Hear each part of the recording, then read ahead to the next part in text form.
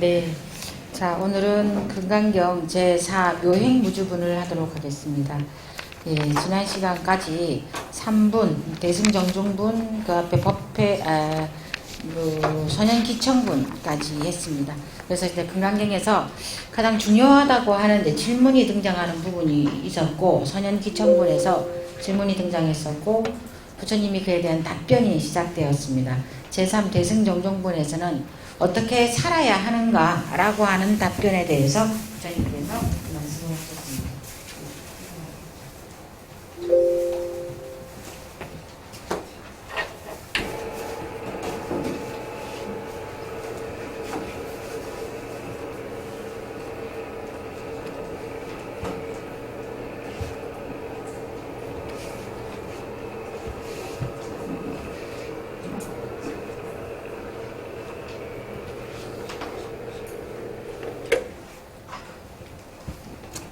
자, 이제 우리가 좀 이제 정리를 다시 한번 해보겠습니다.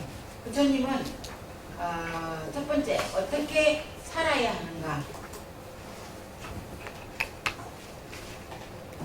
이게 이제 부처님이 지금 우리가 살고 있는 현대 시대에 와서도 이 질문은 굉장히 수고리가 부처님께 드리는 세 가지 질문은 굉장히 유용한 질문입니다.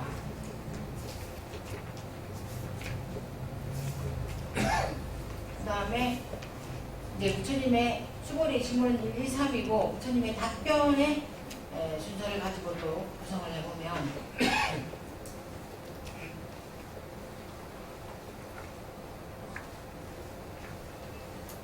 어떻게 중생심을 항복받아야 하는가, 세 번째 문화 수행입니다. 자, 이게 이제 총론이고, 그래서 이걸 이제 강론 이렇게 얘기를 합니다.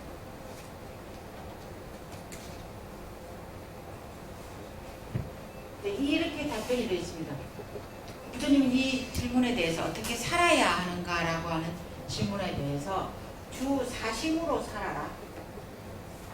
자, 네 가지 마음을 가지고 살아라. 광대심, 제일심, 상심, 부전도심을 가지고 살도록 노력하라. 그렇게 하면은 중생심을 항복받는다. 광대한 마음으로 중생을 구제하겠다는 마음으로 사는데 중생심의 대표적인 마음들이 탐욕이나 분노나 이런 것들이 발휘되기가 쉽지 않습니다. 그래서 광대심으로만 살아도 사실은 중생심을 어느 정도는 제어가 가능하다는 것입니다. 그리고 제1심, 제일 먼저 중생을 제도하겠다는 마음. 악의 영이 무여열반 뭐 얘기는 했지 않습니까? 내가 그들을 다 열반에 들게 했지만 그들을 실제로는 한 명도 열반에 든 사람이 없다는 마음으로 살아라. 상심, 부전도심 다 마찬가지입니다. 그래서 네 가지 마음으로 살 때 중생심은 제어되고 항복받을 수 있다. 그리고 주 사상으로 부주죠. 부주 사상. 아상인상, 중생상, 수자상이라고 하는 것. 자, 나라고 하는 관념. 말씀을 드렸죠. 자기 애가 강한 사람들이 있죠. 더구나 이제 자기 애가 지나쳐서 자기 애에 집착하지 않은 사람이 있습니다.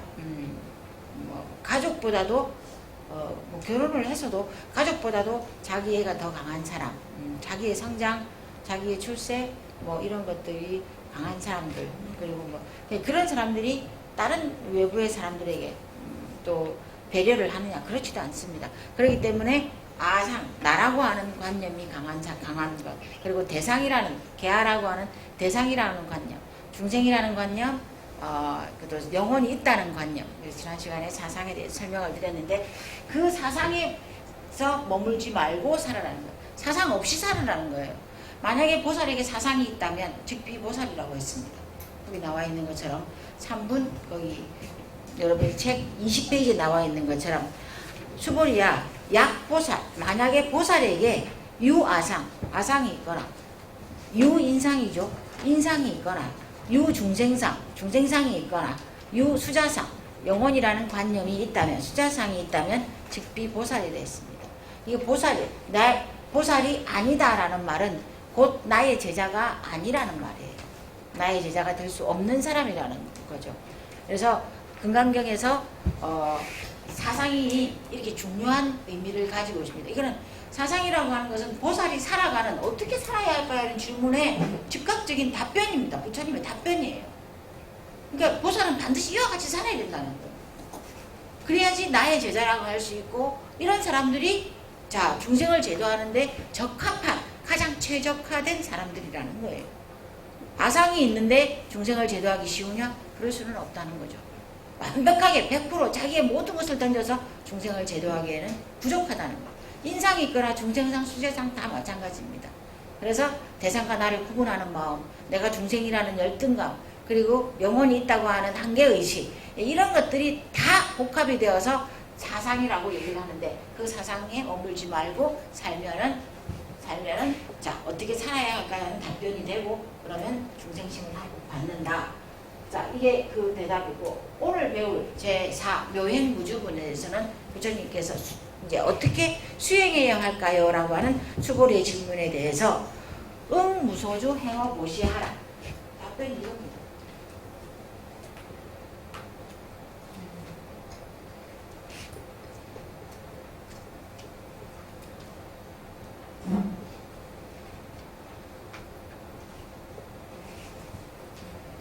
우리는 수행이라고 그래가지고 엄청나게 우리랑 별로 이렇게 연관 짓기 힘들다거나 뭐 또는 뭐 나랑 별 관계가 없다거나 수행은 스님들이 하는 거라거나 뭐 수행은 뭐 어떤 특별한 결심을 해서 하는 것이지 수행은 나랑 상관없다 이렇게 생각을 해버리면은 수행은 정말로 나와 무관하고 여월한 관계가 됩니다. 근데 부처님 말씀하시는 수행 어떻게 수행해야 될까요? 라고 하는 부처님의 수보리의 질문에 부처님은 보시해라.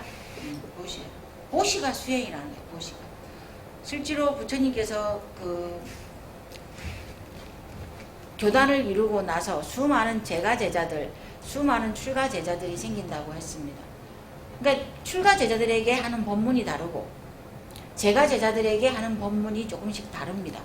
근데 결론적으로는 출가를 하거나 제가에 있거나 내용은 같습니다. 부처님의 지도를 받아서 자 가장 그 완벽한 이타적 인간으로 변해가는 게 이게 이제 깨달음이라는 거죠. 그런데 부처님께서 제가 제자들에게 가장 많이 했던 법문의 순서가 첫 번째가 보시하라, 두 번째가 계율을 잘 지키라, 세 번째가 출가하라, 그리고 네 번째가 자성제 8정도를 가리킵니다. 그러니까 보시를 하지 않는 사람에게는 우리는 지금은 이제 뭐 불교가 이제 좀 많이 이제 사회 속으로 사회 사람들의 어떤 생활의 패턴 속으로 들어와야 되기 때문에 불교에 들어오면 불교 입문을 듣고 뭐 불교 대학을 가고 대학원을 가고 해서 막 이제 불교 부처님의 가르침을 이렇게 교리의 체계 순서대로 아니면 부처님의 설법의 순서대로 이렇게 배워 나가는데 그게 이제 과연 바람직하냐 안 하냐 뭐 이런 것들은 사실은 여기서 논할 문제는 아닙니다. 그런데 부처님이 제가 제자들을 대했던 방식들을 생각해 본다면 지금 우리가 배우고 있는 어떤 절차나 과정들은 조금 문제가 있는 거죠. 지금 만약에 부처님처럼 그렇게 해서 가르친다고 한다면 보시하라. 보는 사람마다 보시하세요. 보시하세요. 그럼 누가 절에 오겠습니까? 안 옵니다. 절에 가니까 부처님이라는 사람이 맨날 보시하라 했었더라. 보시를 난 정말 뭐 교회 가도 보시하라, 교회 가도 헌금하라 하는데 절마저도 맨날 가니까 보시 얘기하는데 나 그래서 안 갈란다. 보시 좋기는 하지만 사실은 보시를 해야 되는 이유도 모르겠고 보시를 해서 어떻게 쓰이는지도 모르겠는데 계속 보시만 강요하는 것 같아. 나 싫다, 부담스럽다, 안 간다. 이런 문제에 부처님이 직면할 거예요. 근데 부처님 시대는 그러지 않았다는 거예요. 부처님 시대인들 여러분 생각을 해보세요. 부처님 시대라고 경제활동을 하는 그 계층 제가자들이 자기의 재산이 아깝지 않았겠어요? 여러분이 아까워하는 만큼 그들도 아까워했어요. 힘들게 번 돈인데 힘들게 많은 일을 해서 모아진 재산인데 부처님이 제가자들로 제가 부처님 뭐 정말 위대하신 성인이 태어났고 위대하신 성인의 가르침을 들으러 절에 가서 인사드리고 부처님 계신 기원정사를 가거나 중림정사를 가거나 인사를 드리려고 하면 부처님이 늘상 하는 법문이 자 제가자로서는 어떻게 보시하시오. 어떻게 보시하시오. 계율을 잘 지켜야 합니다. 계율을 잘 지켜야 합니다. 또 계율을 잘 지키고 보시하고 계율을 잘 지키면 그 다음에는 출가를 해보는 게 어떻겠습니까? 라고 권한단 말이에요. 난 출가도 할 수 없어요. 보시하는 것까지는 내가 100번 양보해서 정말로 보시는 내가 할 수 있는 만큼 하고 계율도 살생, 도둑질, 음행, 거짓말, 음주 이거 정말 지키자고 하면 못 지키게 뭐가 있겠습니까? 지키겠습니다 하는데 그 다음에 출가를 하래요. 이거 갈수록 첩첩산중이라고 이 양반이 우리한테 뭘 원하는 거야 도대체가. 출가를 하래요. 안 됩니다. 난 수다식이 있고 모셔야 될 부모님도 있고 안 됩니다. 그리고 나면 출가를 못한다.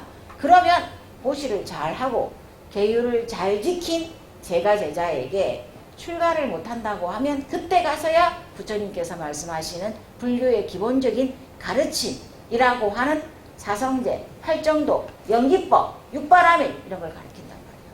그때 가서야 왜냐하면 열심히 보시를 하는 훈련이 돼 있었던 거예요.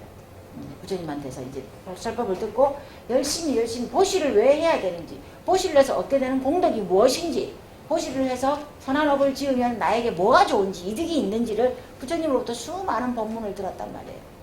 계율을 잘 지킴으로 해서 얻게 되는 계율이라고 하는, 여러분 계라고 하는 것은 신라라고 하는데 계라고 하는 것은 훈련한다는 의미예요. 습관을 들인다는 말이에요. 좋은 습관을 들인다는 거예요. 이거 하지 마라, 이거 하지 마라, 이거 하지 마라. 금지적 조항에 내가 따라가서 살생하지 마라, 술 마시지 마라, 도둑질 하지 마라 이렇게만 생각하지 말고 살생을 하지 않음으로써 내가 생명을 살리는 일을 계속 하겠다는 좋은 습관을 들이는 거예요. 그럼 가급적이면 살생하지 않는 일을 집중하는 거예요.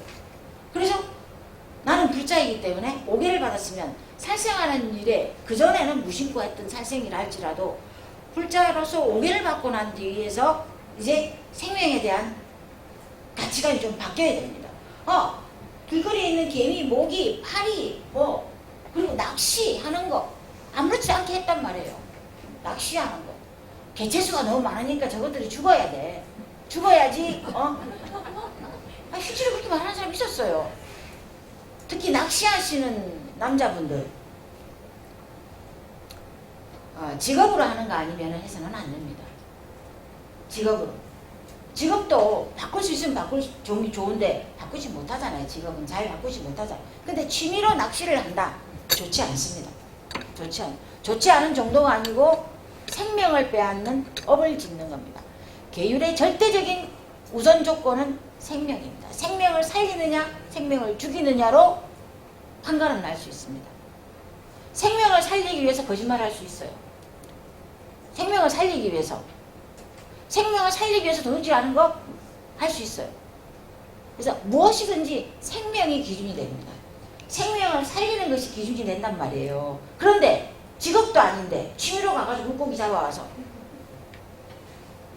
여러분이 물고기 잡지 않아도 개체수가 그렇게 늘어나지 않습니다. 어부는 뭐 하겠습니까? 어부는 뭐 하겠어요? 어부가 물고기 잡아서 어부가 우리 대신에 살생을 해주잖아요. 에? 왜 본인이 나서서 살생을 하려고 해요? 뭐 좋은 일이라고. 그리고 취미로 그거 안 하면 못하는 거 아니잖아요. 우리가 그 취미 아니면 다른 취미를 할 수 없느냐? 그거 아니잖아요. 그래서 가급적이면은 정말 낚시는 주변 사람들에게 하지 말도록 권하는 게, 적극적으로 하지 말도록 하는 게 살생을 안 할 뿐더러 생명을 살리는 일을 한다는 거예요. 마찬가지예요. 길을 갔는데 내가 개미가 있단 말이에요. 개미가 있어요. 옛날 같으면은 보통은 우리 정서가 그래 조금 개미를 피해서 이렇게 지나가죠. 근데 너무 이렇게 이제 말썽꾸러기 같은 사람들 있잖아요. 에이, 개미 죽어라. 개미 죽어. 안 그러면 뜨거운 물을 갖다 붓든지 살생이에요. 개미조차도 살생인 거예요. 그러면은 불교를 배우고 난 이후에는 그러한 생각들이 바뀌어야 되는 거죠. 개미가 있으면은 개미를 피해서 간다거나 아니면은 뜨거운 물을 부을 때도 조금 미지근한 물을 타서 우리가 여러분들이 주부들이 있으시니까 집에서 요리를 하시고 뭘 데쳐내고 나면 뜨거운 물이 막 있잖아요. 그죠? 그럼 어떻게 합니까, 그거? 그냥 싱크대에 그냥 버리죠. 절에서 그렇게 하면 큰일 나요. 절에서 그렇게 하면은 어르신한테 야단 맞아요. 저희는 그랬어요.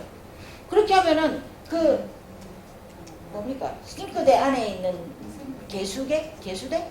거기로 뜨거운 물이 그대로 들어가면은 그 안에 살고 있는 미생물들이 죽어요. 깨끗해지겠죠. 우리는 이제 그 생각을 하고 에잇 하고 이제 뜨거운 물이고 에잇 얼른 버려야죠. 슉 뿌리는데 그 안에 살고 있는 수많은 생명체들이 죽는단 말이에요. 옛날에는 정말로 어른 스님들이 그렇게 하면은 야단을 쳤단 말이에요. 그 안에 살고 있는 이제 이게 너무 이제 이거는 좀 이제 우리가 지금은 이러지도 않아요. 지금 이렇게 야단치는 어른 스님들도 없어요. 지금 이렇게 야단치는 어른 스님들도 없어. 뭐 어른 스님들이 다 뭐 오리털 입고 있고 뭐 구스 다운 입고 있고 뭐 어쩌자는 건지 참 알 수가 없어요. 옛날에 오리털 안 입어도 오리털 뭐 패딩 뭐 오리털 뭐 그런 거 안 입어도 겨울 다 났어요. 그리고 온난화함이 갈수록 따뜻해진다니 여러분 모비코트 입을 일이 있어요 없어요? 더워서 입을 일도 없어요 이제.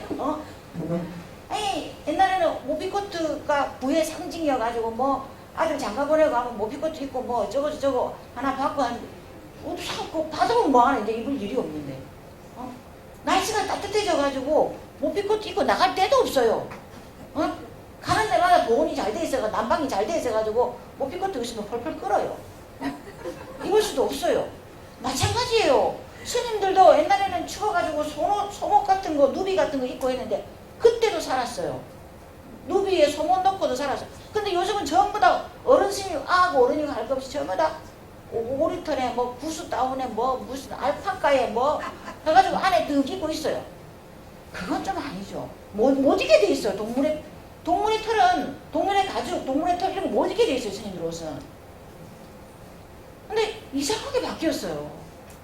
바뀐 게 아니고 잊어버린 거지 스님들이. 아무런 생각 없이 그냥 그런 거를 스님한테 그런 거 사다 드리면 안 돼요. 여러분들도. 제가자들이 그런 걸 사가지고 와요. 스님 날씨 추우시니까 이거 보세요. 그거 아니어도 입을 거 천지고 누비 입으면 돼요. 누비 솜누비 입으면 돼요. 솜으로 된 거. 솜누비도 비싸요. 근데 이렇게 우리가 일상생활에서 입고 먹고 쓰고 하는 것들에 대해서 이게 잘 생각을 안 하는 것 같아요. 당연히 우리 주변에 널려있는 공산품들이니까 그냥 소비한다고 생각하는 거예요.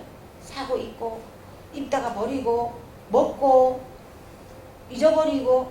근데 이게 이제 과연 정말로 부처님의 가르침에 맞는 거냐. 부처님의 가르침에 100% 맞게는 살 수는 없지만 적어도 우리가 지켜야 되는 것들은 좀 지켜줬으면 싶은 게 아직까지는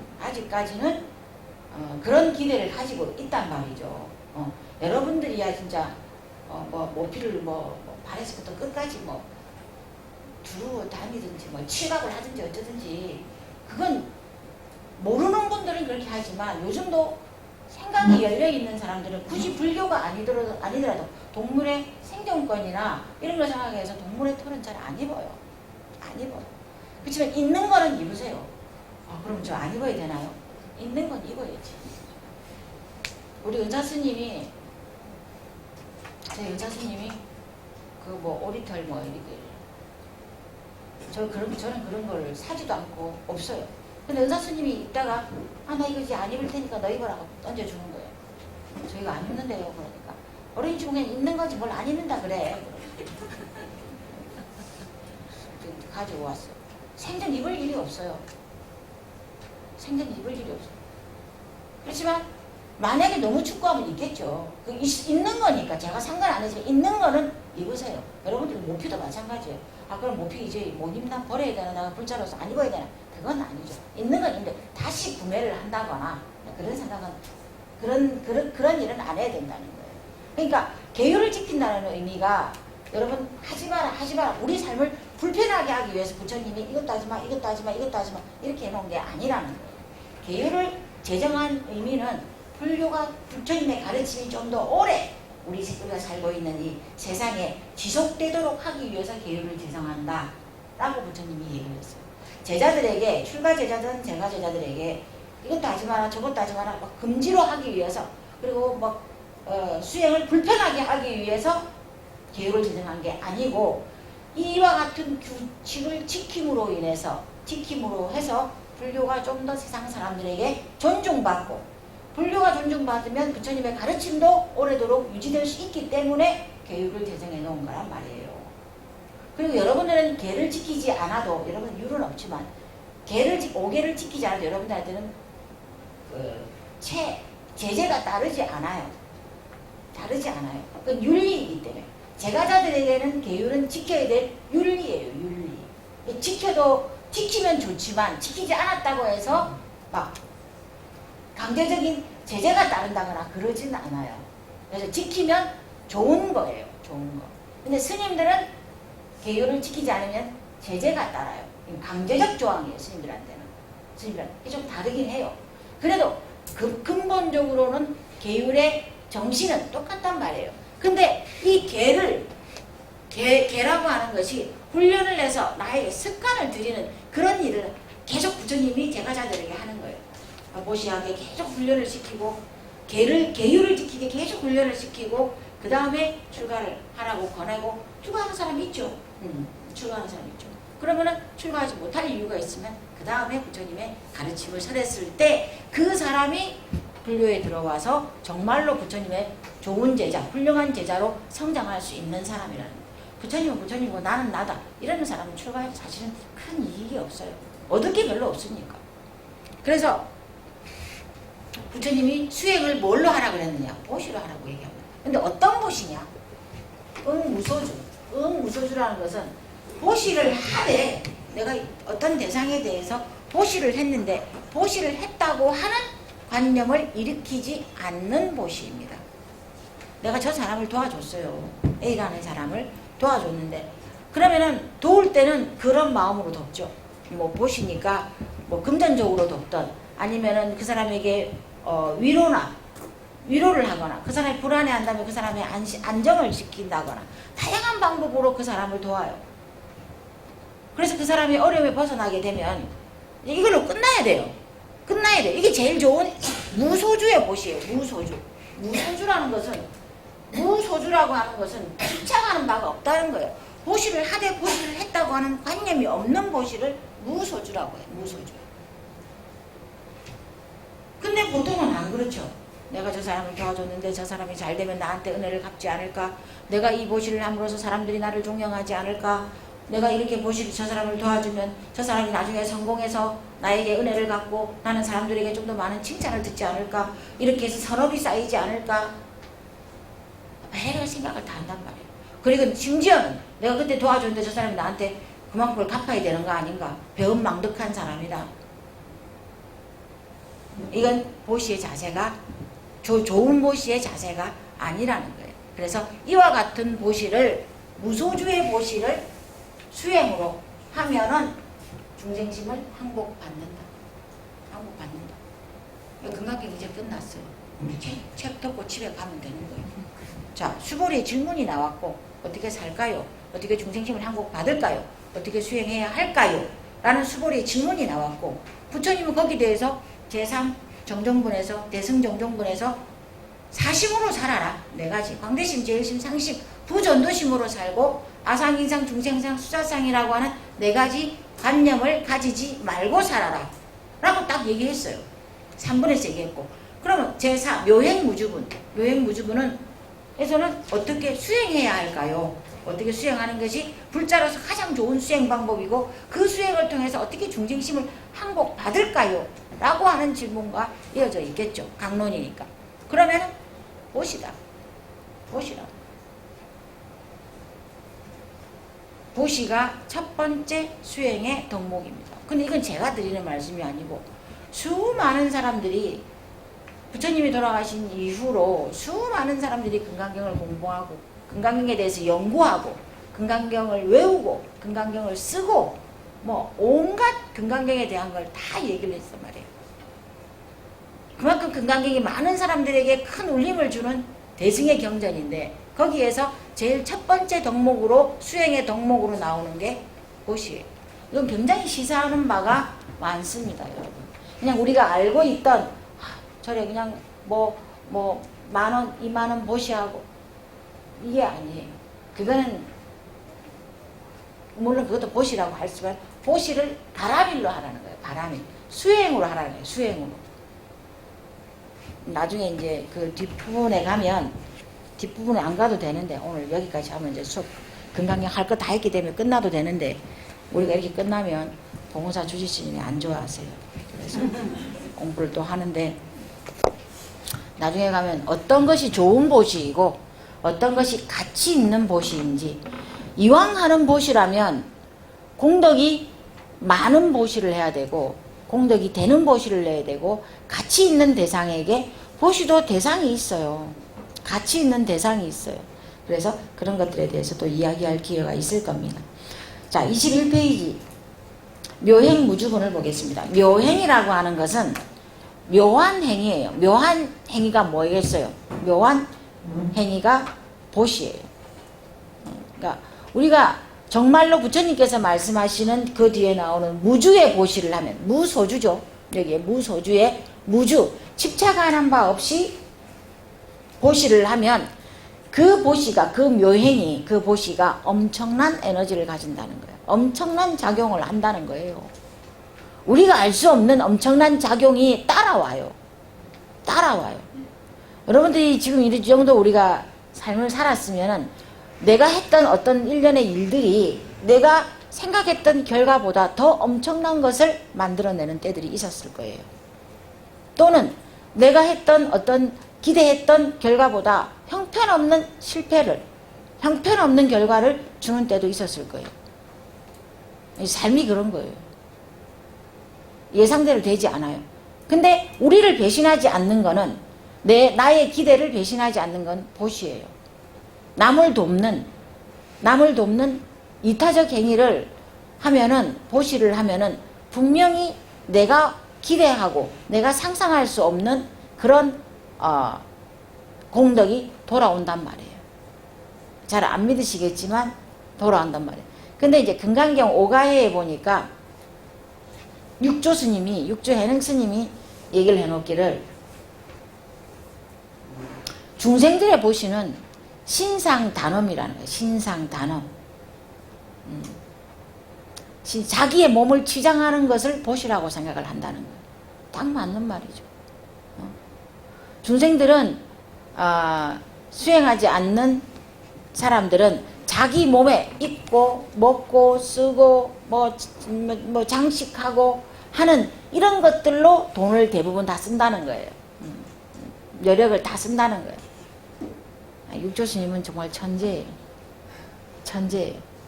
그래서 탐욕 쾌락하고 탐욕스럽고 또 탐욕스럽고 쾌락에 집중해서 신상 단엄하는 것으로서 보시한다. 자기에게 하는 거죠.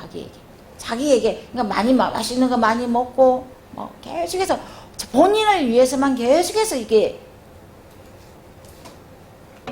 그러한 것들은 공덕이 따라올 수 없어요. 좋은 공덕이 예상할 수 없는 좋은 공덕이 같이 발생할 수 없어요. 그래서 묘행이 아닌 거예요. 여기서의 묘행이라고 하는 것은 우리가 예측할 수 없고 상상할 수 없는 그냥 작은 보시라도 그와 같은 엄청난 후폭풍을 정말로 그 엄청난 작용을 일으키는 보시가 묘행인 거고 근데 이 묘행은 어떻게 해야 되느냐 무주로 하는 것이 좋다는 거예요. 그래서 여러분 22페이지를 보시면 집착 없는 보시하라. 묘행 무주분에 여러분 여기 보시라는 말이 어디 있어서 집착 없이 보시하라 이렇게 번역을 했겠어요? 집착이 없다는 말은 무주라는 말이고 묘행이라는 말은 보시라는 말이에요. 그래서 집착 없는 보시 이렇게 번역을 했다는 것입니다. 그래서 지금 여기서의 주요 내용은 수보리가 질문한 어떻게 수행해야 할까요? 라고 하는 내용을 얘기하기 위해 부처님이 답변하기 위해서 얘기하는 부분이니까 여러분 같이 한번 원문을 보겠습니다. 다시 수보리야. 자, 이제 3분까지 해서 3분 그 옆에 보시면 20페이지를 보시면 아상인상 중생상 수자상이 만약 그 관념을 조금이라도 가지고 있는 사람이 나의 가르침을 배우는 사람이라면 즉비보살이다. 즉비보살이래요. 즉비보살. 보살이 아니고 또한 나의 제자도 아니고 24페이지 보십시오. 24페이지. 제5 열의실견본을 보면 똑같아요. 똑같은 말들의 다른 표현들이 계속해서 연속이 되는 건데 사구계가 나오죠. 범소유상, 계시허망, 약견재상비상, 즉견열애. 자, 마찬가지죠. 재상비상이라 그랬어요. 재상비상. 모든 상이, 모든 관념이, 모든 대상에 대해서 관념을 일으키지 않고 비상, 관념이 아님을 보면, 관념이 아닌 것으로 보면 즉견열애. 그때 가서 열애를 볼 수 있다. 똑같은 말이죠. 즉비보살이라는 말하고 똑같습니다. 아상인상, 중생상, 수사상이 없을 때 그가 진정한 보살이고 아상인상, 중생상, 수사상을 가지지 않았을 때 열애를 볼 수 있다는 말이에요. 열애를. 법당에 가면 부처님 계시던데요. 그 부처님이에요. 그게 부처님이냐고. 엄밀히 말하면 부처님, 불상이죠. 그 부처님이에요, 우리가? 아니잖아요. 부처님 2600년 전에 돌아가신 분이에요. 엄밀히 말하자면 부처님을 대신하는 우리의 예배의 대상으로서의 불상이에요. 불상. 존경하고 존중하고 그런 스승으로서 대신하는 존재이지 그가 곧 부처님은 아니잖아요. 그래서 불상을 봤다. 부처님을 보고 불상을 봤다. 불상을 보고 부처님이라고 한다. 꼭 그렇게만은 말할 수는 없어요. 여기서 말하는 즉견열애, 열애를 보고 싶은 사람은 모든 존재하는 모든 것에 대해서 관념을 일으키지 않는 사람이어야지 열애를 보고, 열애를 보는 사람은 뭐 하는 사람이냐? 부처님의 가르침을 이해하는 사람이라는 거. 그렇게 봐야지 뭐 육안으로 보고 형상으로 보고 그거를 그렇게 그걸 부처님이다 이렇게 보면 곤란하다는 거예요.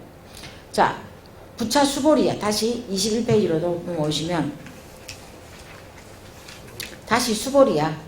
앞에서는 이제 어떻게 살아야 할까요? 라고 하는 질문에 대한 답변이 끝났고 어떻게 수행해야 할까요? 라고 하는 질문에 내가 다시 대답을 해보겠다. 다시 수보리야. 보살업법에 보살이 모든 여기서 법이라고 하는 것은 법에서 법이라고 하는 것은 가르침으로서의 법이 아니고 존재로서의 법입니다. 여러분. 불교 경전을 보실 때 법이라는 말이 참 많이 등장을 합니다. 많이 등장을 하는데 이 법에 대해서 여러분들이 잘 해석을 해야 돼요. 법은 가르침도 되지만 틀린 말은 아니죠. 가르침도 되지만 진리, 가르침 이런 의미, 다르마 이런 의미도 있죠. 첫 번째. 두 번째는 존재의 의미가 있습니다.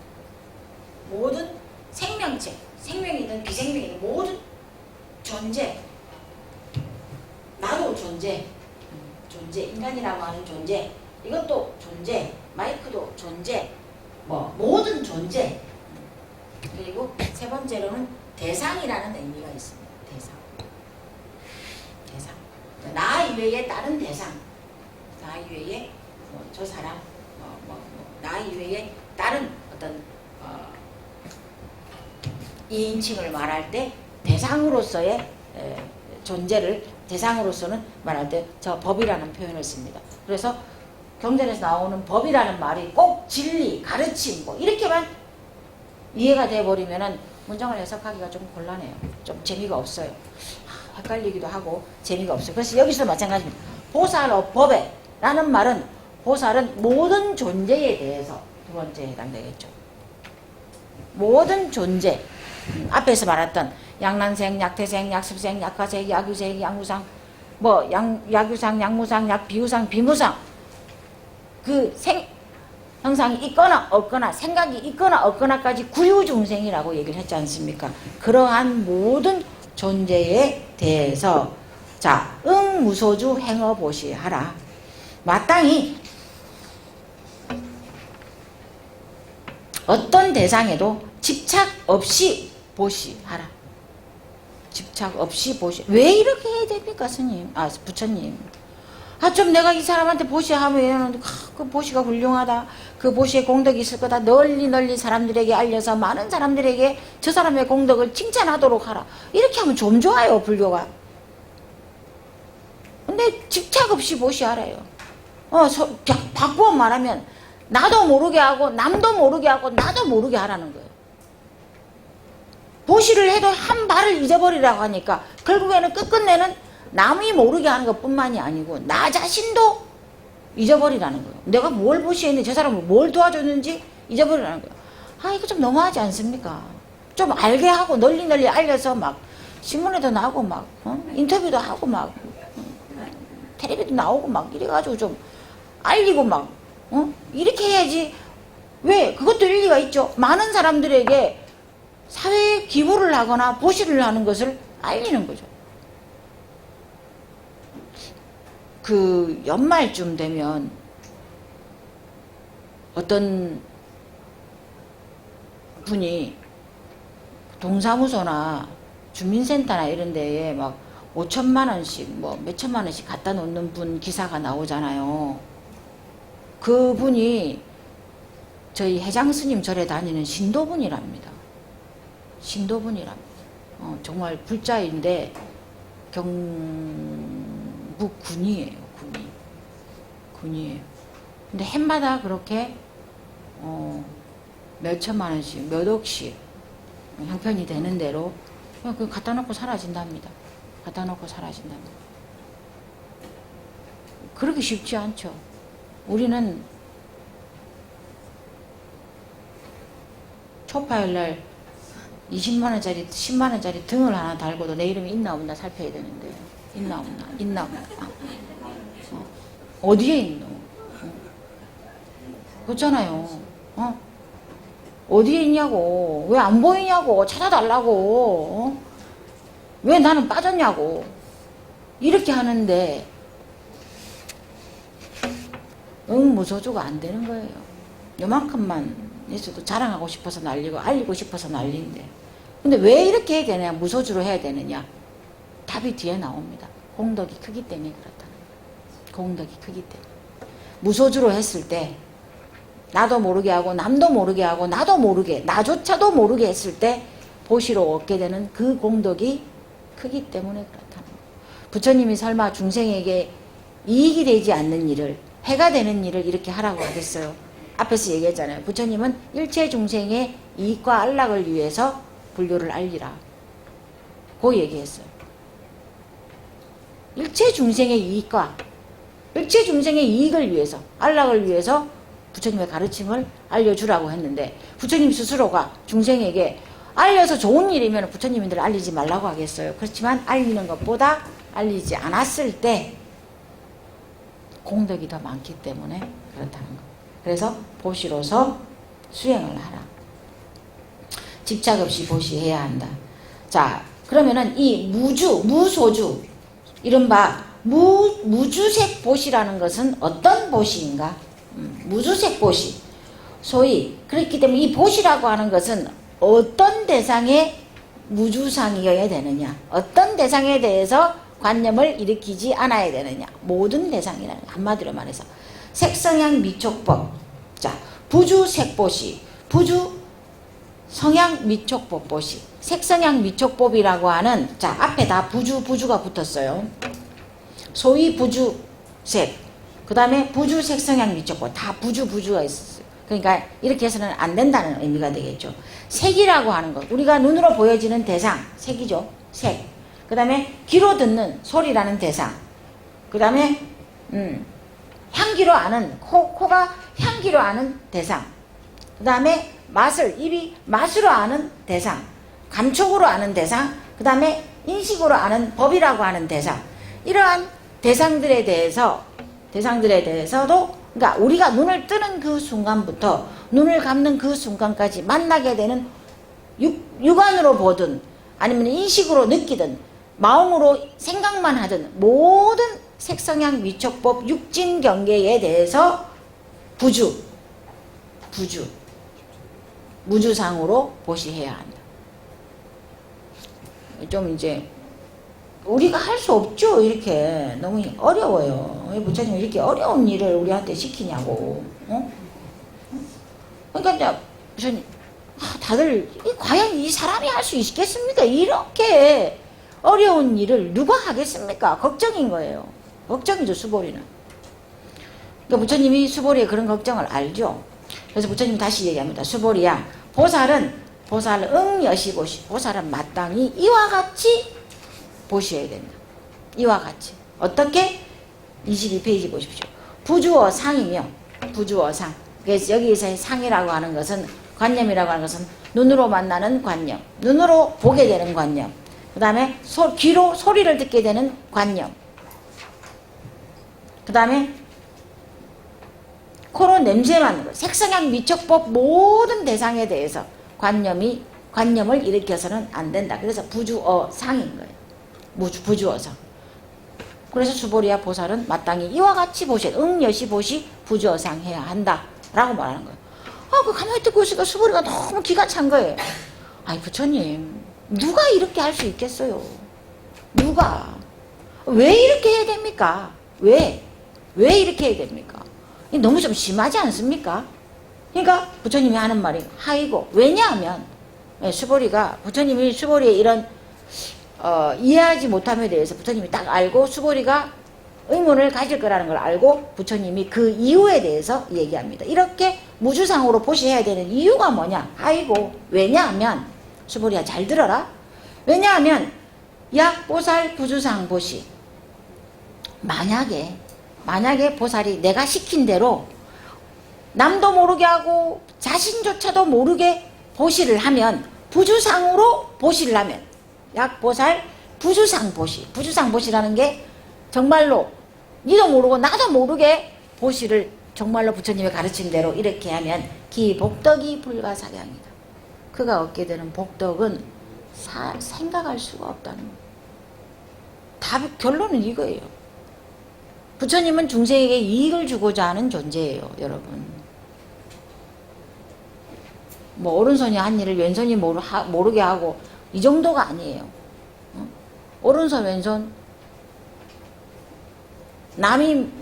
내가 한 일을 남이 모르게, 나도 모르게 해라는 거예요. 나도 모르게 하고 그 일을 잊어버리라는 거예요. 그게 부주상이에요. 부주상. 근데 왜 그렇게 해야 돼요? 왜 이렇게 어려운 보시를 해야 되느냐? 그렇게 했을 때 그가 얻게 되는, 보시로서 얻게 되는 복덕은 불가사량이라는, 불가사량이라는 게 뭐예요? 가히 상상할 수 없고, 사량이라는 말이 뭐예요? 사량. 헤아릴 수 없다는 말이에요. 우리 어떤 인식의 수준, 인식의 어떤 숫자적인 관념, 일십, 백, 천만, 십만, 백만, 천만, 억,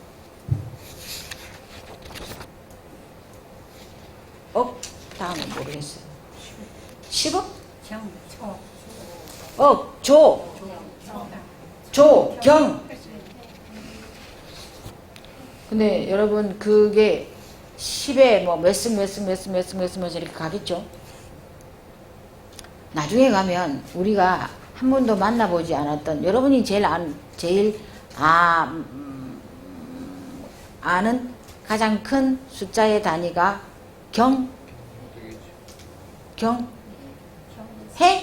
해? 좋아요, 해. 해는 뭐 10에 한 18승 뭐 이 정도 되려나, 뭐 어떻게 동그라미가 많이 쭉 붙겠죠. 근데 나중에 가면 숫자가 아승지라는 숫자가 있어요. 아승지, 이 불교 인도에서 나온 숫자죠. 아승지. 그다음에 또 불가사량이라는 숫자가 있어요. 나유타라는 숫자도 있어요. 금강경에 나유타 제불이라는, 아미타경에 나유타 제불이라는 말이 나오죠. 나유타라는 숫자도 있어요. 나중에 제가 한번 얘기를 하면은 그런 숫자들이 있어요. 근데 그거는 인간의 어떤 상상으로, 그건 10에 한 38승, 동그라미가 38개가.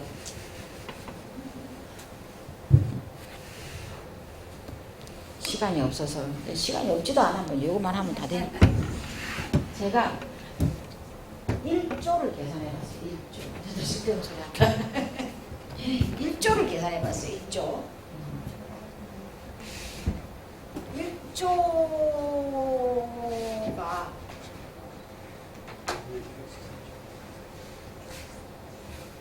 얼마나 많겠어요. 1조. 돈이 1조가 있다. 이제 어떤 계기가 있어가지고 1조는 도대체 어떤 정도의 돈일까 한번 이제 계산을 해본 적이 있어요. 1조. 1, 10, 100,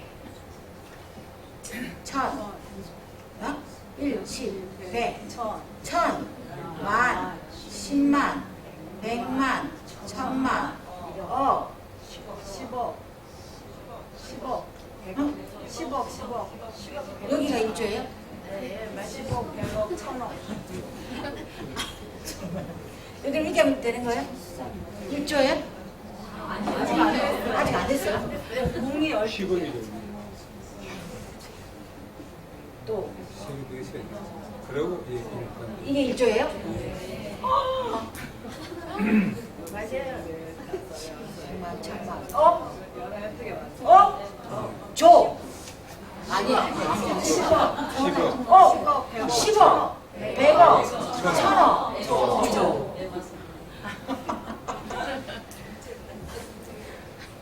있어도 안 되겠다. 숫자를 세지 몰라가지고 이게 1조예요. 이게 1조. 그럼 동그라미가 둘, 6, 12개? 자, 이게 1조예요. 근데 이게 자 현실적인 숫자로 1조가 얼마만큼의 돈이냐 하면은 저는 한 1억만 있으면 정말 부자라고 생각하는 사람이에요. 1억만 있으면 소원이 없겠어요, 사실은. 1억 정도만 있으면 못할 일이 없을 것 같아요. 근데 예? 하여튼 1조가 예금을 하면 안 돼요. 일단 나한테 만약에 1조가 있다. 1조를 어떻게 쓰느냐? 1조를 어떻게 쓰느냐? 하루에 1000만 원씩. 300년. 이 1000만 원. 하루에 1000만 원씩 할아버지가 100년 쓰고 아버지가 100년 쓰고 내가 100년 쓰고 저금을 하면 안 돼. 이자가 불어나기 때문에 계산이 너무 힘들어요. 집에 쌓아두고 있어야 돼요. 그래가지고 나갈 때마다 1000만 원씩 가지고 나가지고 할아버지가 100년을 써야 돼요. 할아버지 날 때부터 100년을 써야 돼요. 할아버지 100살까지 살아가지고 날 때부터 100년을 써야 돼요. 아버지도 날 때부터 100년을 써야 돼요. 1000만 원씩 가지고 나갔어야 돼요. 나도 날 때부터 100년을 1000만 원씩 하루에 나가서 써야 돼. 계속 써야 돼. 그래야 없어지는 돈이 1조예요. 엄청난 돈이 300년을 써야 돼요. 300년. 하루에 1000만 원씩.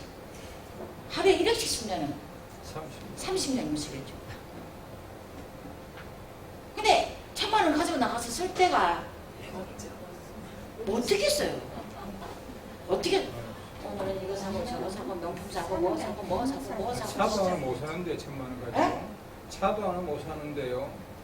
아니 그 차를 그걸 맨날 살 수는 없잖아요. 10억짜리 차 하나 사고. 그래 10억짜리 차 하나 집 사고 사고. 집 사고 10억짜리 집 하나 사고 이래도 또 사고. 써야 돼요. 100년을 써야 돼요. 100년을 나에게 내 대에서 100년을 써야지 되는 거고 아버지가 100년 할아버지가 100년 이렇게 해서 300년을 써야지 1조라는 돈이 없어진단 말이에요. 예? 어려운 마을에 들어가서부터 시작해서 아니 좋은 일 하지 말고 온전히 1조를 어떻게 소비하느냐는 문제로 접근을 해보자고요. 1조라는 돈이 얼마나 엄청난 돈이냐는 입장에서 이걸 뭐 어려운 사람을 나눠주고 어쩌고 저쩌고 그런 거 내비두고 그런 거 하지 말고 이거를 내가 온전히 소비를 한다면 몇 년이 걸리냐는 거예요. 그럼 저렇게 300년이 걸리는 거야. 하루에 1000만 원씩 쓰자. 아니면 하루에 1억씩 쓰자. 1억 가지고 나가지고 1억 쓰고 오고 1억 쓰고 1억 쓰다가 너무 지칠 것 같아요.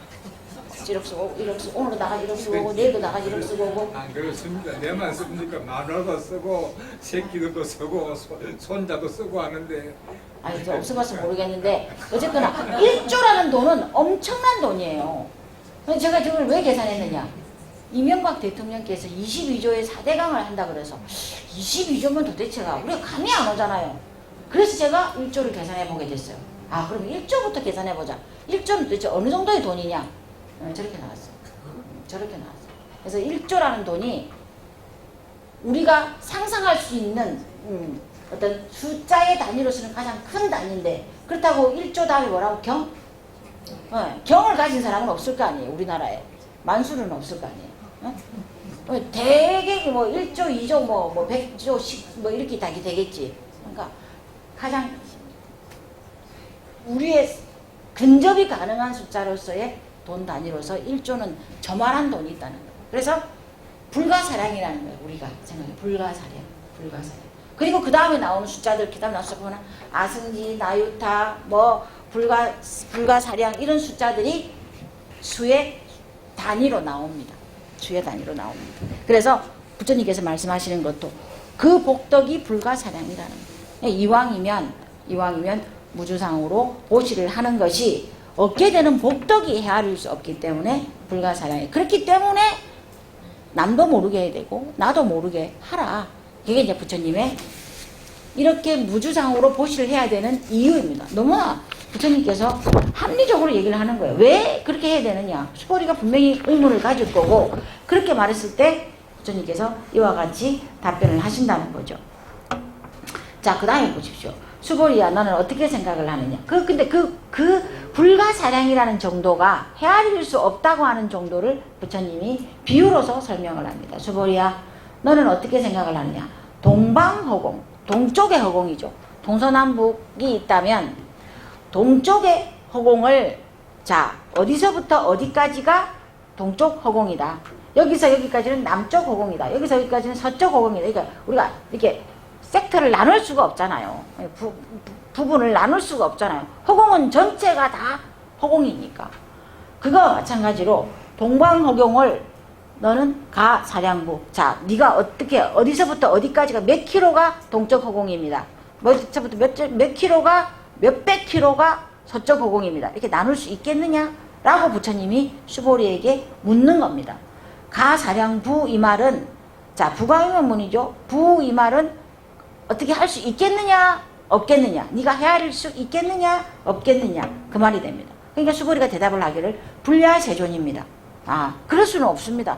제 능력으로는 동쪽 허공이 어디서부터 어디까지인지 헤아릴 수 없습니다. 이 말이죠. 그렇게 대답을 하죠. 수보리야, 부처님 또 말씀하시기를 수보리야, 남서북방, 남쪽 허공, 서쪽 허공, 북쪽 허공, 그리고 사유상하 허공을, 그러니까 동쪽과 남쪽 사이에 동남방, 남쪽과 서쪽의 서남방, 서쪽과 북쪽의 서북방, 뭐 이렇게 중간을 말하는 거죠. 그리고 상하, 위와 아래에 다 이 모든 허공을 가사량부 너는 헤아릴 수 있겠느냐라고 부처님이 수보리에게 질문을 하죠. 그러니까 수보리가 또 똑같은 대답을 합니다. 불가사량, 불야입니다. 불야세존.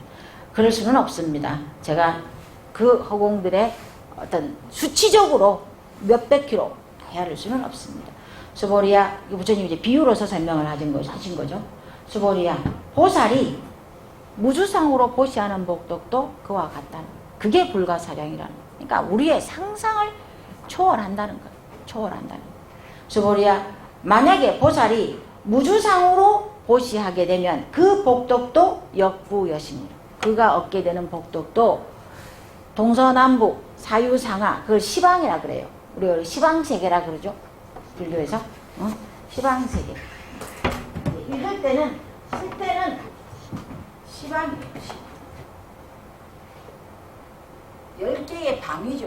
10방이죠. 10방. 근데 이제 읽을 때는, 쓸 때는 이렇게 쓰지만 읽을 때는 시방이라고 하는데, 이 시방세계라고 하는 게 아까 전에 말한 대로 동서남북 그 다음에 사유 4개죠. 상하. 그래서 8개를 다 합해서 시방세계 위에 살고 있는 이 온 우주를 말하는 거예요. 온 우주. 자, 그래서 만약에 보살이 내가 시킨 대로 그렇게 무주상으로 보시를 하게 되면 그가 얻게 되는 복덕도 역부여신이라. 시방세계에 가득 찬 그 공덕을 얻게 될 것이라는 거죠. 그래서 그것처럼 불가사량이라는 부처님조차도 그가 얻게 되는 복덕이 어느 정도인지를 헤아려서 말하기 수 없다는 거예요. 말할 수 없다는 거예요. 그러니까 엄청난 작용을 하는 거예요. 엄청난 작용을 하는 거예요. 그래서 부처님이 말씀하십니다. 수보리야, 보살은 마땅히 이와 같이 내가 가르친 대로, 반드시 내가 가르친 대로 살아야 한다. 이제 끝났어요. 내가 가르친 대로 살아라. 이제 답변이 다 됐죠. 수보리가 어떻게 살까요? 어떻게 중생심을 항복받을까요? 어떻게 수행해야 할까요? 이거 끝났어요. 그렇잖아요. 응? 그리고 마지막으로 부처님이 결론을 지었잖아요. 내가 가르친 대로 살아라. 이렇게 살면 나의 제자라고 할 수 있다. 이렇게 살아야지 나의 제자다. 그러지 않으면 나의 제자라고 말할 수 없다는 거예요. 절에 와서 수천 번을, 수백 번을, 수천 번을, 수만 번을 절을 하고 기도를 해도 이렇지 않으면, 이렇게 살지 않으면 나의 부처님의 어떤 핵심적 메시지를 이해를 못하는 거예요. 부처님이 부처가 되어서 중생을 구제하겠다고 하는 원력을 세우고 그것을 자기의 온 인생을 다 들여서 실현한 그 부처님의 가르침을 따르고자 하는 게 부처님의 제자 아닌가요? 불자 아닌가요? 그건 부처님의 인생이고 나는 내 인생 살랍니다. 그럼 불교를 왜 믿어? 그럼 절에 왜 와요? 안 와도 돼요. 안 와도 편하게 살 수 있잖아요. 근데 내가 좀 더 선한 인간으로, 좀 더 부처님의 가르침에 가까이 부처님의 가르침을 실천하는 그런 인간으로 살고자 하는 마음이 있다면 이렇게 살도록 노력하라는 거예요. 한꺼번에 이게 다 되진 않아요. 근데 자 보세요. 금강경은 앞에서도 얘기를 했지만 1250명의 대비구와 부처님이 함께 계신 거예요. 금강경은 처음 불교에 들어온 사람을 위해서 설하는 경전이 아니고 15페이지를 보시면 아시겠지만 부처님이 일시에 어느 때에 부처님이 제4위국 기수국고 도건에서 여대 비구 중 1250명과 함께 있었다는 거예요. 함께 20인구라고 했잖아요. 1250. 근데 그 앞에 나와 있잖아요. 대비구라요. 대비구. 이들은 적어도 부처님의 가르침을 20년 동안 듣고 훈련이 된 사람들이에요. 훈련이 된 사람들이에요. 그러니까 이 사람들은 부처님의 가르침대로 살고자 노력을 해왔던 20년 동안 노력을 해왔던 제자들이라는 말이에요. 그들에게 주는 거예요. 그들에게 주는 가르침이라는 말이에요. 이렇게 살아야 된다. 이렇게 살지 않으면 그를 나의 제자라고 할 수도 없고 내가 죽고 난 뒤에 내가 부처님이 돌아가시고 난 뒤에 수많은 시대에 뭐 불상도 나오고 뭐 불화도 나오고 부처님을 상징하는 여러 어떤 조형물들이 나오겠지만 그건 조형물일 뿐이에요. 그럼 남는 게 뭐냐? 부처님이 우리에게 주고자 하는 핵심적 메시지가 남아야 될 거 아니에요. 그 메시지가 없다면 어떻게 불교가 2600년을 지속해 왔겠어요? 그럴 수 없어요. 불과 사량 다음에 원각으로 볼 수 있겠어요? 원각으로 보여드릴게요. 불과 사량 다음에 원각?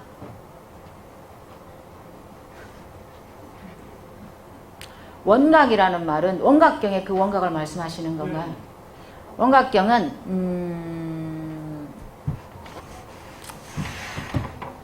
불가사량하고 원각은 다릅니다. 지금 여기에서 불가사량은 양사의 의미입니다. 거사님. 그죠? 양사입니다. 우리가 1, 2, 3, 4, 5, 6, 7 할 때의 그 양사처럼 여기서의 불가사량이라고 하는 것은 양사고 그리고 부처님이 비유하신 허공의 비유도 그가 얻게 되는 공덕이 불가사량이다. 이것도 양사로서 부처님이 표현할 수 없기 때문에 불가사량이라는 의미를 갖다 붙인 거라고 저는 생각을 하거든요. 불가사량의 원각이 있는 거 아니요, 금강경이니까 반야죠. 만약에 그렇다면 거사님이 저에게 질문을 하시려면 원각이라는 표현보다는 지금 우리가 원각경을 배우는 시간이라면 제가 원각이라고 얘기를 하겠어요. 그래서 지금 우리는 반야식 금강경을 배우는 거기 때문에 금강경에서는 자, 우리가 이제 대승경전을 배우면 여러 가지 용어들이 등장한다고 얘기했습니다. 원각경에서는 원각이 등장을 합니다. 완전한 깨달음이에요. 완전한 깨달음. 그걸 원각이라고 해요. 원각. 그리고 금강경에서는 반야를 말합니다. 화엄경에서는 일심을 말해요. 그리고 열반경에서는 법성을 말합니다. 불성, 법성을 말합니다. 귀신론에서는 진열을 말해요. 이게 다 똑같은 말이에요. 다 똑같은 말이에요. 여러분 이거 헷갈리시면 안 됩니다. 이거 다르고 이거 다르고 이거 다르고 이거 다르고 이거 다르냐? 똑같아요. 경전마다 표현하는 방법이 다를 뿐이지 똑같아요. 나라고 하는 사람이 홍길동이에요. 우리 은사스님한테 가면 난 범준이니까 아니면 내가 막 스님이 아니고 홍길동이라는 사람이에요.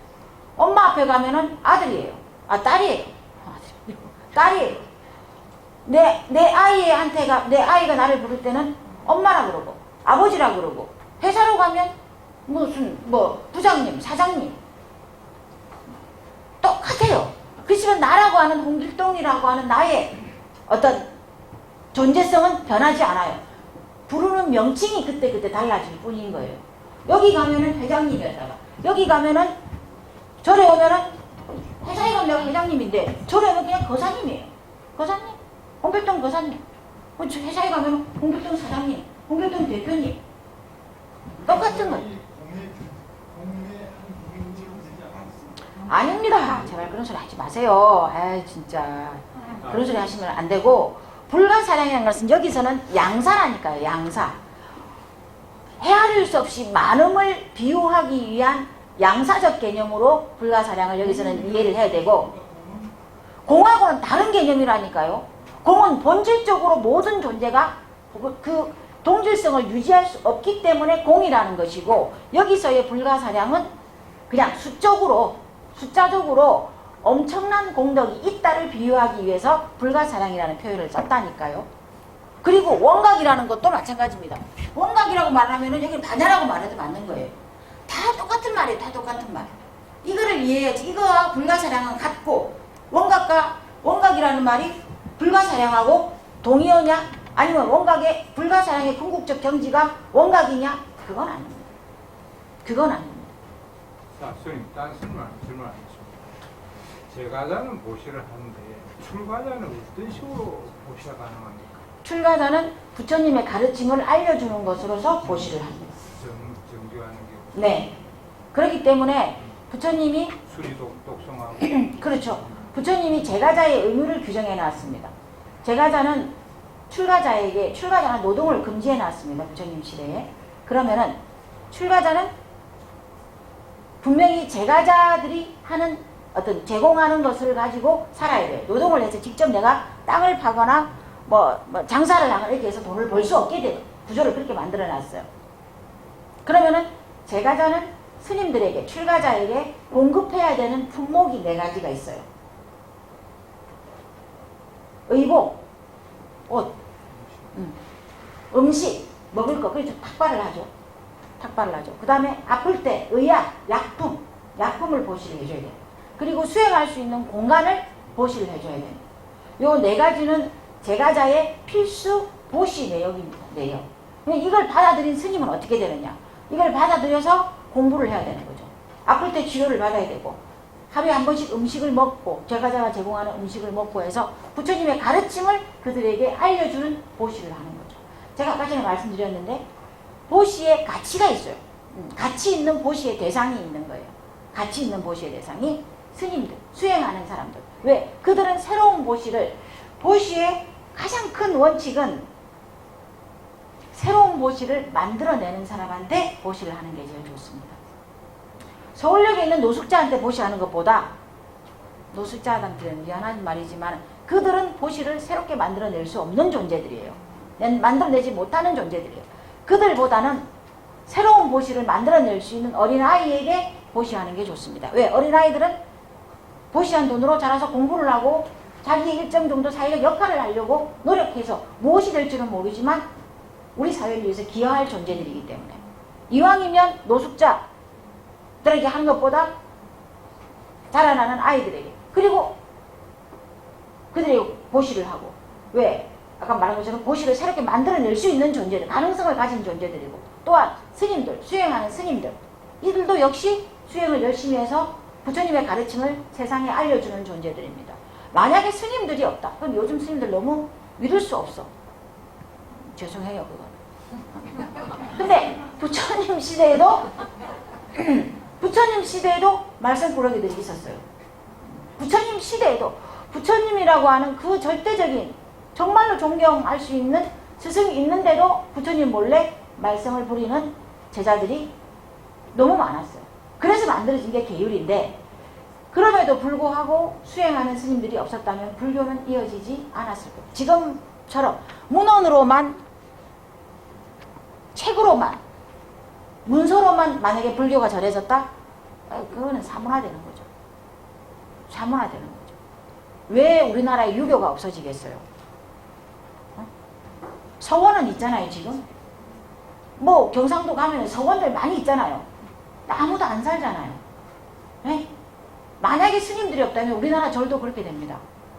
봉은사 아무리 좋다지만 스님들이 없으면 봉은사 누가 삽니까? 관광지가 되는 거예요. 관광지가 되는 거예요. 스님들이 있었기 때문에 허물이 많지만 물론 스님들이 허물이 많지만 그럼에도 불구하고 공부를 열심히 하고 부처님의 가르침을 알려주려고 노력했던 스님들이 있었기 때문에 우리 조상들 스님들이 있었기 때문에 한국 불교가 지금까지 이어질 수 있었던 거고 앞으로도 그럴 거라고 생각을 합니다. 그러니까 제가자의 보시가 스님들한테 스님들은 놀고 먹는다. 저 보시 해야 되나? 이런 개념은 이런 생각은 좋지 않습니다. 좋지 않습니다. 그래도 그 중에서 근데 좋은 거는 내가 보시를 여러분들이 하기 때문에 보시를 하는 여러분들이 보시 받을 대상을 잘 살펴야죠. 그래서 안목이 있어야 되는 겁니다. 일례로 그 성북동의 길상사를 보시했던 길상화 보살님 김영한 보살님인데 제가 살고 있는 숙소가 그 성북동 밑에 그 동네라 제가 이제 사람들이 오면 저는 이제 갈 데가 없으니까 길상사를 잘 참배를 하러 가는데 거기 가면은 길상화 그 보살님 이름이 김영한이고 본명이 길상화예요. 그 법정 스님 그 진영각 밑에 바로 밑에 길상화 보살님 공덕비가 있는데 저는 갈 때마다 거기에서 뭐 법정 스님의 진영각이 들어서 절을 하지만 길상화 보살님 거기 탑에 조그마한 동그란 탑이 하나 있어요. 거기 가서 정말 감사하다고 저는 이제 인사를 하고 이러는데 그 보살님 같은 경우에도 보세요. 10년을 졸랐어요. 법정스님한테 보시를 할 테니 받아달라고. 안 받겠다는 거를 드릴 테니 받아달라고. 이 대원각이었나? 그거를 드릴 테니까 그 당시 가격으로 1000억이랍니다. 1976년부터 80 몇 년도까지 거의 10년 동안 9년 10년 동안 그 스님한테 법정 스님한테 계속해서 그걸 요구를 했다. 이거를 기증을 하겠습니다. 받아주십시오. 안 하겠다. 그 정도는 좀 심하고 주면 또 얼른 받아야지 좀. 아니 웃을 일이 아니고 그걸 안 받았으면 그 성북동에 만약에 길상사가 없다고 생각을 해보세요 여러분. 얼마나 많은 사람들한테 길상사가 휴식의 공간 역할을 하는데요. 이거 불교이든 불교 아니든 상관없어요. 정말로 수많은 사람들이 길상사에 와서 그 마당에 앉아서 웃고 아이들이 놀고 뛰어놀고 가고 법당에 굳이 안 들어가도 돼요. 그 공간 그 역할을 길상사가 한단 말이에요. 그 길상화 보살님이 그 마음을 안 냈다거나 법정 스님이 그걸 안 받아들였다면은 뭐 무슨 또 건물이 들어섰겠죠. 무슨 빌딩이 들어서고 뭐 의리의리한 대저택으로 바꾸고 해가지고 몇몇 사람만 사용하는 게 됐겠죠. 정말로 감사한 일이에요. 보시를 한 사람은 정말 대단하고 그때 당시로 뭐 1,000억인가 한다는데 이름도 아니잖아요. 지금도 제가 가질 때 1억만 있으면 저는 뭐 엄청 부자라고 생각한다 했는데 1,000억이라는 돈을 보시를 했고 그걸 받아들인 법정 스님도 정말로 개인적으로 하나도 쓰지 않고 그거를 대한불교 조계종으로 송강사 군원으로 다 넣었다는 거 아니에요.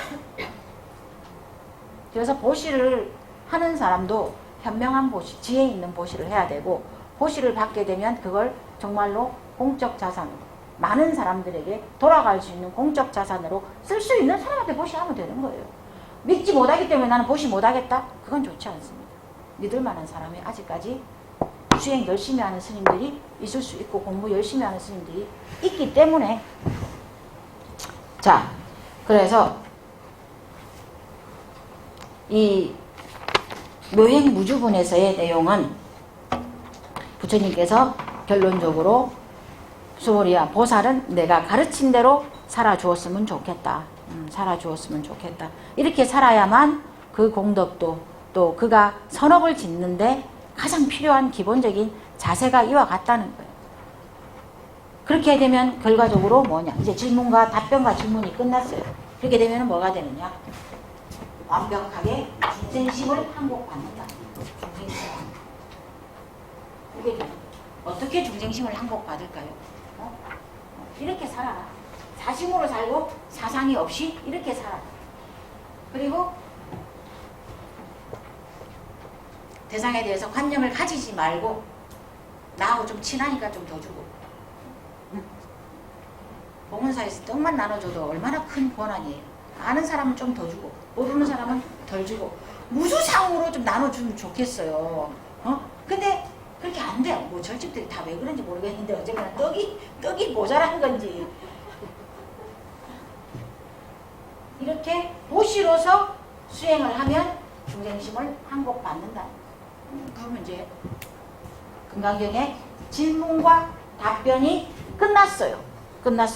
이것처럼 금강경이 이렇게 명쾌하게 끝나는 데가 어디 있어요? 저는 보지를 못했네. 응? 보지를 못했어요. 자, 그 다음에 이제 열의실견부는 다음 시간에 할 텐데 여기서부터는 이제 부처님께서 비유로서 부처님의 답변을 두 가지 답변을 부처님이 비유로서 계속 이야기를 하는 부분입니다. 이제부터는 그냥 좀 중요한 내용들만 설명을 하고 나머지는 읽고 나가도 여러분이 이해하는데 큰 지장이 없는 그런 정도이기 때문에 혹시라도 여러분들이 다음 주에 수업이 있나요? 수업이? 예. 그러면은 여러분들이 시간이 되신다면 5분, 6분 정도는 읽어오시면 좋겠습니다. 수업을 마치겠습니다. 네, 큰 박수로 수업 마칩니다.